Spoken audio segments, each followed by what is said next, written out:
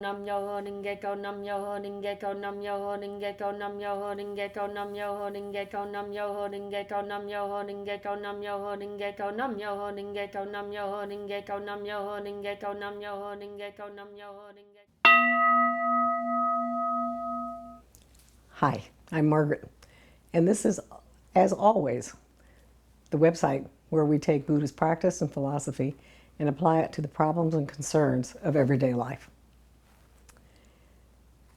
Do you know that gratitude can change your life? We hear a lot about gratitude at this time of year. So, does it have a part in transforming our lives? Well, there was a study published by the Greater Good Science Center at UC Berkeley. Nearly 300 college students seeking mental health counseling were randomly assigned to one of three groups.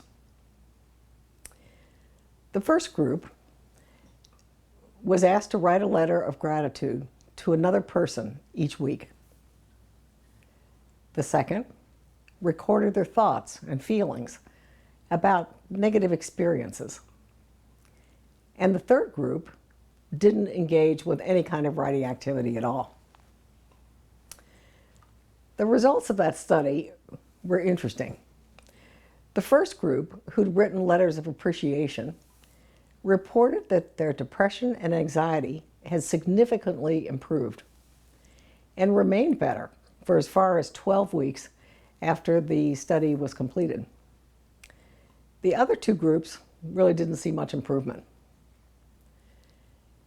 So the researchers got curious and they decided to try an MRI to see if there'd been any physical changes in the brains of the first group. And they found that even 3 months after the writing activities, the gratitude group showed greater activation in the medial prefrontal cortex, the area in the brain associated with learning and decision making. Practicing gratitude was actually changing their lives, not just by subjective report, but physically in a way that could be documented by the MRI. Mary Morrissey, a transformational teacher on universal laws and success principles, says that there are 3 different levels of gratitude. The first is reactive gratitude, where something has happened to stimulate the feeling of gratitude. That's when you say, I'm really grateful that this or that happened. The second level is objectified gratitude, gratitude which requires an object. For example, I'm grateful for my home, or my children, or my husband. And then there's a third level of gratitude. This is the level which can actually change your life. And this is a, quote, no matter what, unquote, gratitude. It doesn't depend on anything that's happening, but is there through all the good and also through all the bad things that happen.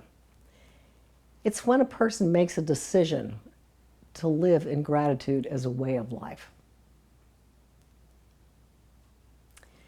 Now, we all know from our Buddhist training that the concept of oneness of life in its environment says that anything we think, speak, or act today is going to create an effect in the future.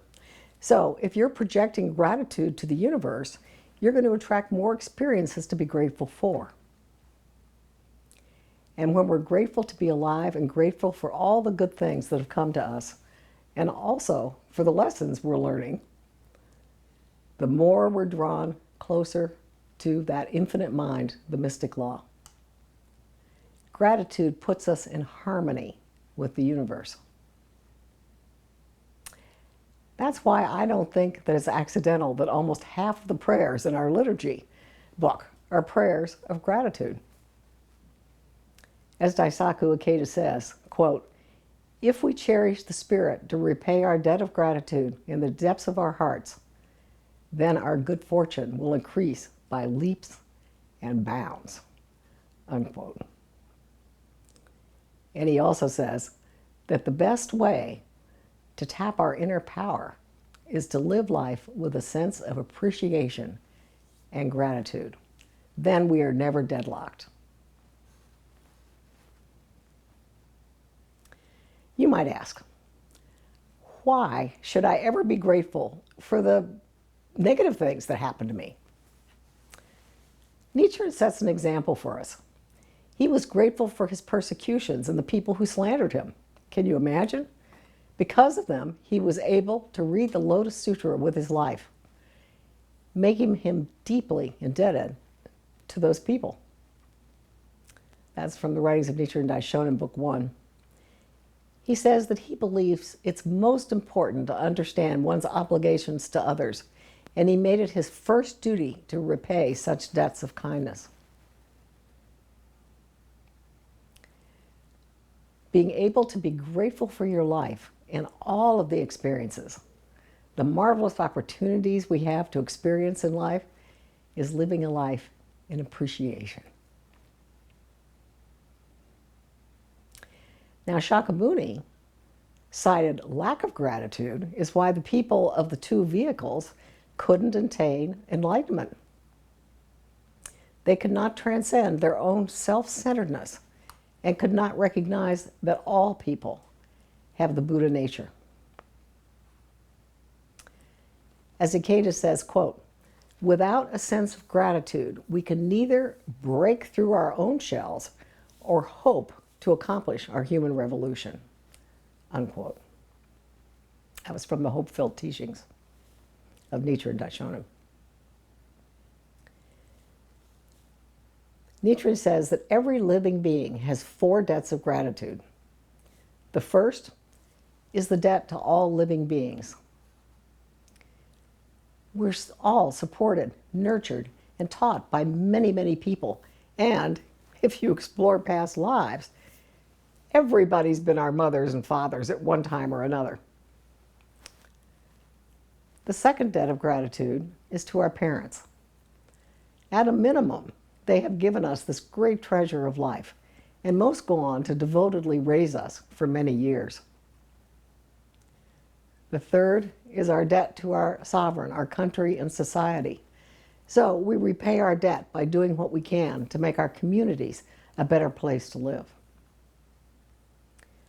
Finally, we have a debt to the 3 treasures of Buddhism, and we can start to repay that by propagating the law. Nichiren, as the votary of the Lotus Sutra, gave his full attention toward paying his debt of gratitude to his mother. And because of this, he opened up the way for all women to attain Buddhahood. He paid his debt of gratitude to all humankind, and that's why he established Nam-myoho-renge-kyo, and why we have the practice today. He also worked to repay his debt of gratitude to his country by establishing the correct teaching for the peace of the land. So, since gratitude is so important, how can we establish a daily practice of gratitude at the level which can actually change our lives? Well, the first thing we can do is when we awaken in the morning, we can feel gratitude for this gift of life, this marvelous opportunity for the coming day to be here, to experience living with all of its ups and its downs. And then during the day, we can pay attention to the contributions that others make to our lives and acknowledge them whenever possible. When we notice all the good that's happening around us, in conjunction, again, with oneness of life as an environment, we take our own lives to a higher level and attract more good things to be grateful for.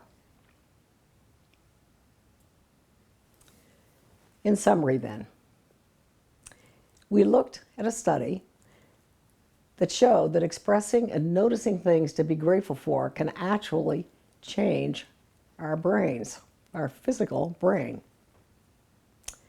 Then we discussed the 3 different levels of gratitude: reactive gratitude, which requires a stimulus; gratitude that requires an object; and gratitude no matter what happens, which is a way of being in life. We saw that lack of gratitude can prevent us from becoming enlightened or doing our human revolution. And we discussed that every person has 4 debts of gratitude. And then we looked at Nichiren as an example of a life devoted to repaying his debts of gratitude. And he gave everyone the practice as a result. Finally, we looked at 2 ways each of us can establish a daily practice of gratitude.